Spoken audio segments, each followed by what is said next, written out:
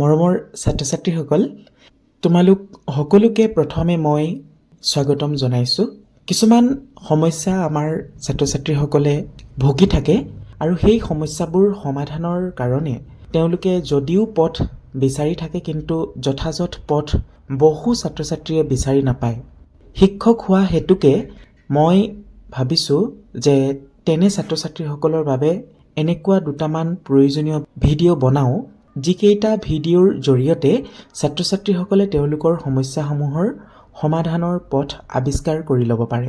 সেইলানি ভিডিঅ'ৰ নাম মই সাফল্যৰ সন্ধানত নামেৰে ৰাখিছোঁ আৰু আজি সেইলানি ভিডিঅ'ৰ প্ৰথমটি ভিডিঅ' আপোনালোকৰ আগত উপস্থাপনৰ বাবে আগবাঢ়িছোঁ।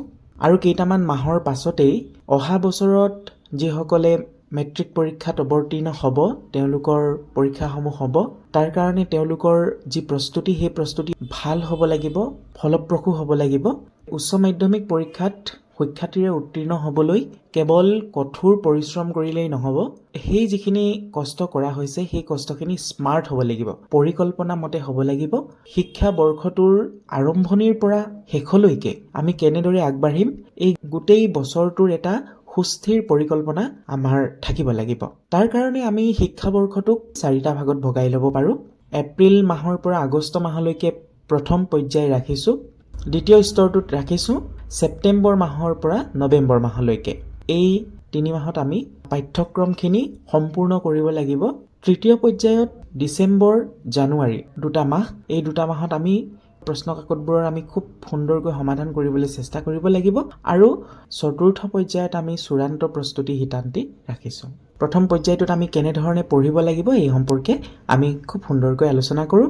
এপ্ৰিল, মে', জুন, জুলাই, আগষ্ট, এই 5 মাহ আমাৰ কাৰণে অতি গুৰুত্বপূৰ্ণ। এই 5 মাহত আমাৰ শিক্ষাগুৰুসকলে শ্ৰেণীত যিসমূহ পঢ়াব, সেইবোৰ আমি সমানে সমানে আগবাঢ়িবলৈ চেষ্টা কৰিব লাগিব, পাৰিলে এটা ষ্টেপ আগবাঢ়ি থাকিব লাগিব। শিক্ষাগুৰুসকলে যিমানলৈকে পঢ়াইছে তাতকৈ যদি আমি এটা ষ্টেপ আগবাঢ়ি থাকোঁ, তেতিয়াহ'লে নিশ্চিতভাৱে আমাৰ যি ভেটি, সেই ভেটি খুব সোনকালে নিৰ্মাণ হ'ব। দ্বিতীয়তে, প্ৰতিটো বিষয়ৰ ধাৰণা স্পষ্ট কৰাত গুৰুত্ব দিব লাগিব। 6টা বিষয়ৰ প্ৰতিটো পাঠৰ সকলোখিনি তোমালোকৰ আয়ত্তত আহিব লাগিব।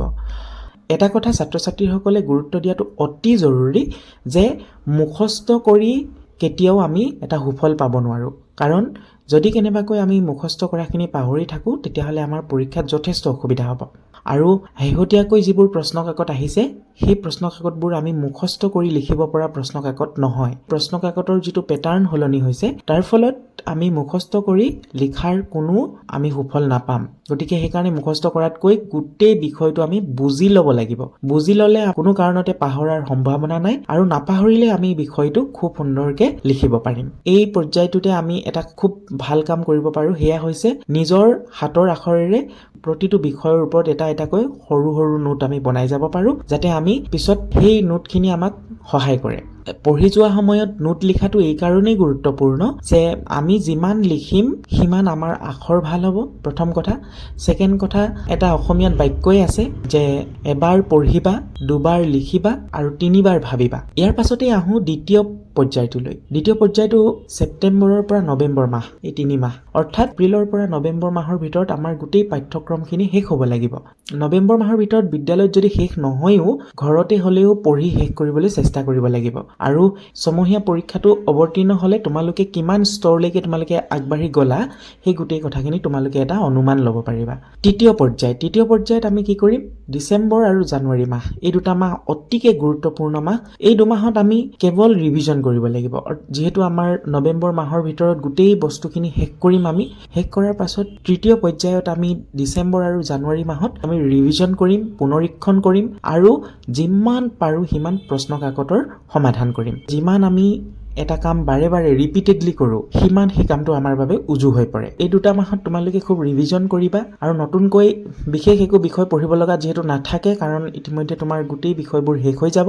আৰু তাৰোপৰি তোমালোকে যোৱা 5 বছৰৰ পৰা 7 বছৰৰ ভিতৰত কেনেকুৱা ধৰণৰ প্ৰশ্ন কাকত আহিছে, সেই গোটেই প্ৰশ্ন কাকতবোৰ গোটাই ল'বা। প্ৰতিদিনে এখনকৈ প্ৰশ্ন কাকত কৰিবলৈ চেষ্টা কৰিবা। টেষ্ট পেপাৰবোৰ কৰি যাবা খুব ধুনীয়াকৈ।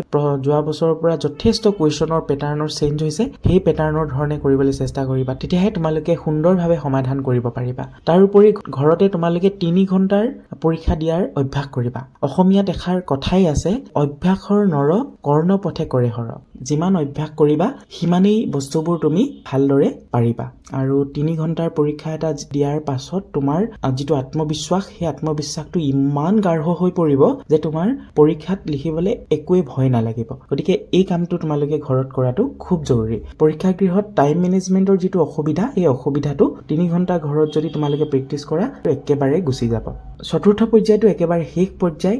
এইটো আৰু পৰীক্ষাৰ চূড়ান্ত প্ৰস্তুতিৰ সময়, ফেব্ৰুৱাৰী মাহ। এই পৰ্যায়টোত মাত্ৰ তোমালোকে যিখিনি পঢ়িছিলা সেইখিনি ওপৰে ওপৰে চকু ফুৰাই থাকিবা আৰু পৰীক্ষাৰ ঠিক আগৰ সময়ছোৱাত নিজৰ যিবোৰ টোকা লিখিছিলা, সেই প্ৰথমতে যে লিখিবলৈ দিছিলো প্ৰথম পৰ্যায়ত, সেইবোৰ চকু ফুৰাই থাকিবা আৰু যিবোৰ সূত্ৰ বা পইণ্ট, বিশেষকৈ অংকৰ, বিজ্ঞানৰ বা সমাজ বিজ্ঞানৰ যিবোৰ গুৰুত্বপূৰ্ণ বিষয়, সেইবোৰ মনত পেলাবা। তাৰোপৰিও এইখিনি সময়ত তোমালোকে ল'ব লগা আন এটা সচেতনতা হৈছে, এইখিনি সময়ত যিমান পাৰা মানসিক হেঁচাটো কমাই ৰাখিবা। কাৰণ মানসিক হেঁচা যিমানেই ল'বা সিমানেই তোমাৰ যিটো কৰ্মশক্তি, সেই উদ্যমটো হেৰাই যাব। তাৰোপৰি এইখিনি সময়ত তুমি ভালে থাকিব লাগিব, স্বাস্থ্যৰ প্ৰতি ধ্যান ল'বা, খোৱা বোৱা ভালদৰে কৰিবা, পানী বেছিকৈ খাবা আৰু নিজৰ স্বাস্থ্যক যিখিনি সবলতা লাগে সেইখিনি তোমালোকে গ্ৰহণ কৰিবা।